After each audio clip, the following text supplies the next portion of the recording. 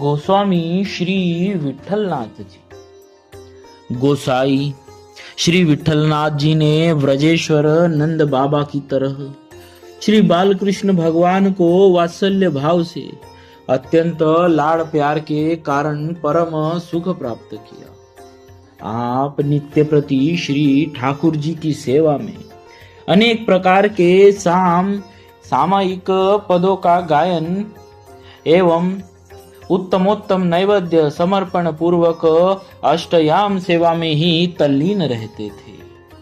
आप अपने हाथ से ही श्री ठाकुर जी का वस्त्र आभूषणों से श्रृंगार करते थे एवं शयन के लिए शैया सजाते थे, अर्थात समस्त सेवा स्वयं ही करते थे। द्वापर युग में श्री गोकुल एवं श्री नंद बाबा के महल की जो शोभा थी, वह शोभा दाक्षिणात्य दीक्षित ब्राह्मण श्री विठलनाथ जी के समय में श्री गोकुल एवं उनके भवन की थी।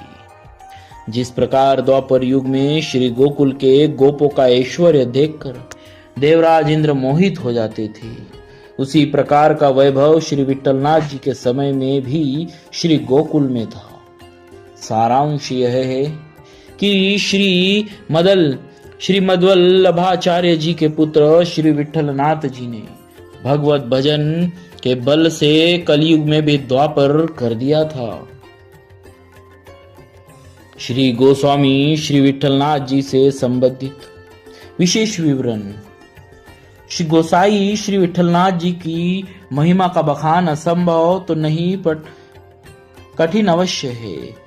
वे वल्लभाचार्य महाराज के पुष्टि सिद्धांतों के भाष्यकार थे। उनकी कीर्ति सुधा के अपार पारावार में अष्टचाप के महाकवि सूरदास, कुंभनदास आदि ने राजरानी भक्ति का अभिषेक करके भगवत धर्म की जो विजयिनी पताका फहराई, वह अनंत काल तक ब्रज क्षेत्र में लहराकर स्वर्ग को पृथ्वी पर उतर आने के लिए चुनौती देती रहेगी। श्री विठलनाथ के जीवन काल में भक्ति रसमयी हो उठी। श्री कृष्ण प्रेम से सर्वथा सराबोर हो उठी। उन्होंने महाप्रभु वल्लभाचार्य की प्रेम लक्षणा भक्ति की आयु दिन दुनी रात चौगुनी बढ़ा दी। अष्टछाप के कवियों ने उनके प्रति जो अगाध श्रद्धा भक्ति अपनी रचनाओं में प्रकट की है, वह उनकी परमोत्कृष्ट भगवद्गीता की परिचारिका है। श्री विठलनाथ महाप्रभु वल्लभ के शुद्धाद्वैत दर्शन के भक्ति प्रतीक थे। श्री गोसाई विठलनाथ महाप्रभु वल्लभ के द्वितीय पुत्र थे। उनके प्रकट होने पर केवल तैलंग कुल ही नहीं पवित्र हुआ, पितु समस्त भारत देश पवित्र और कृतार्थ हो गया। उनका जन्म संवत 1572 विक्रमी में काशी के निकट चरनाट चुनार में हुआ। उनके पिता श्री वल्लभ नवजात शिशु को अपने पूर्व निवास स्थान अडेल ले आए और वहां उन्होंने उनके आवश्यक संस्कार किए। भाग्यशाली वल्लभ के प्राकट्य पर महाकवि सूर ने मंगल गीत गाया था। गोकुल में नंद महोत्सव मनाया गया था। कलयुग के जीवों के उद्धार और संतों के प्रतिपालन के लिए ही उनका जन्म हुआ था। संवत 1580 विक्रमी में अडेल में उनका यज्ञोपवीत हुआ। अपने पिता की तरह वे भी गृहस्थ थे। उन्होंने 2 विवाह किए थे। पहली पत्नी का नाम रुक्मिणी था, दूसरी पत्नी का नाम पद्मावती था। उनके जीवन का अधिकांश गोवर्धन और गोकुल में व्यतीत हुआ। अपने पिता द्वारा निर्धारित भगवान की 8 झांकियों के अनुरूप विधिवत सेवा करके भक्ति रसामृत का स्वाधन करने को ही उन्होंने श्रेय मार्ग स्वीकार किया।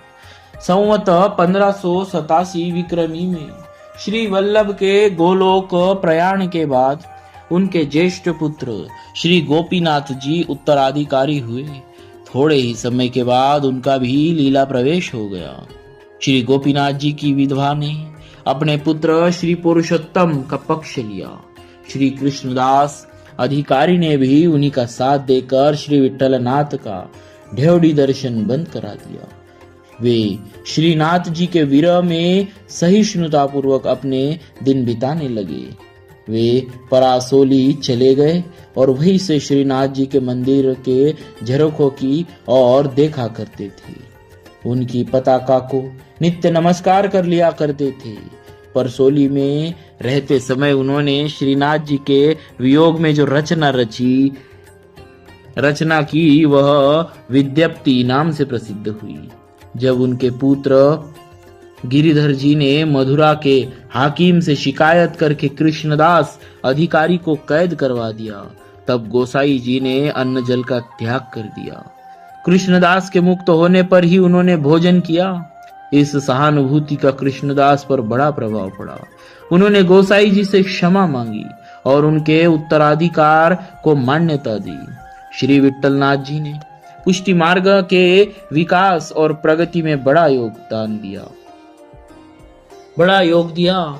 उन्होंने श्री कृष्ण की भक्ति प्राप्ति में अपनी कलाकारिता, काव्य मर्मज्ञता, संगीत निपुणता और चित्रकारिता का सदुपयोग करके असंख्य जीवों को भवसागर के पार उतार दिया। भगवत भक्ति तो उनकी सहज सिद्ध संपत्ति थी। महाकवि सूर, नंददास, कुंभणदास, परमानंद दास, चतुर्भुज दास, चीत स्वामी, गोविंद दास, श्री कृष्णदास की कविता को अष्टछाप की पवित्र गद्दी पर प्रतिष्ठित कर उन्होंने भक्ति का रस राजस्व सिद्ध किया। अष्टछाप उनकी कीर्ति की अमर लता है। बादशाह अकबर और उनके सभा सदस्य मानसिंह बिरबल आदि उनका बड़ा सम्मान करते थे। राजा आसकरण, महारानी दुर्गावती तथा अन्य भगवदीय जीवों ने उनके यश की गंगा में अपना परलोक बना लिया। अकबर ने गोकुल और गोवर्धन की भूमि उन्हें निशुल्क दे दी थी। श्री गोसाई विठलनाथ जी ने गुजरात की भी यात्रा की थी। उस क्षेत्र में भागवत धर्म का प्रचार किया था। उनके 252 वैष्णव शिष्य बहुत ही प्रसिद्ध है। वास्तव में वे मंगल रूप निधान थे। नंददास आदि काव्य महारथियों ने एक स्वर से उनकी चरण धूलि की अलौकिकता का बखान किया है।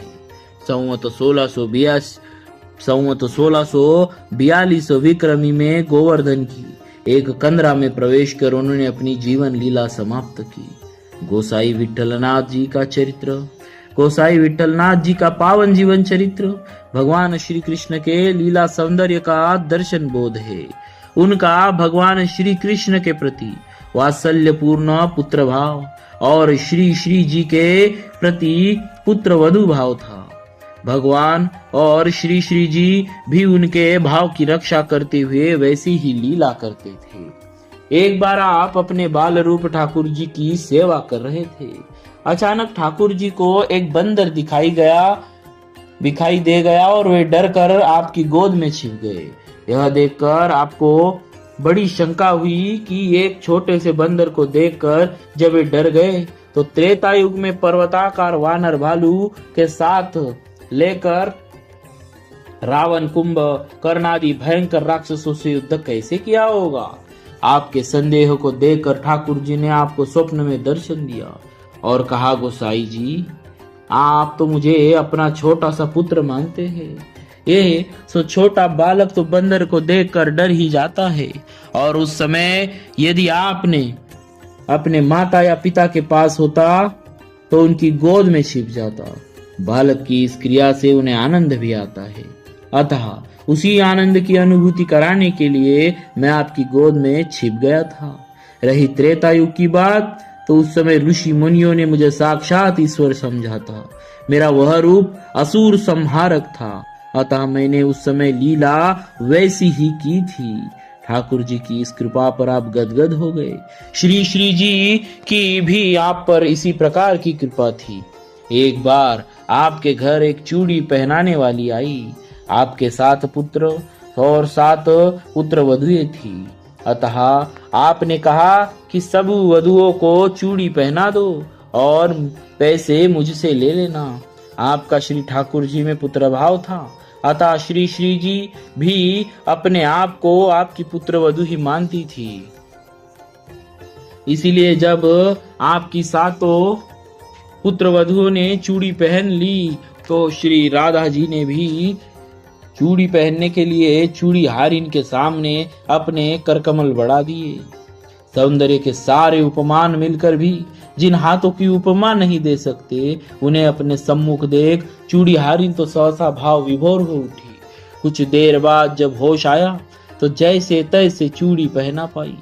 इसके बाद जब चूड़ी हारिन आपसे पैसे मांगने आई तो विचित्र स्थिति हो गई।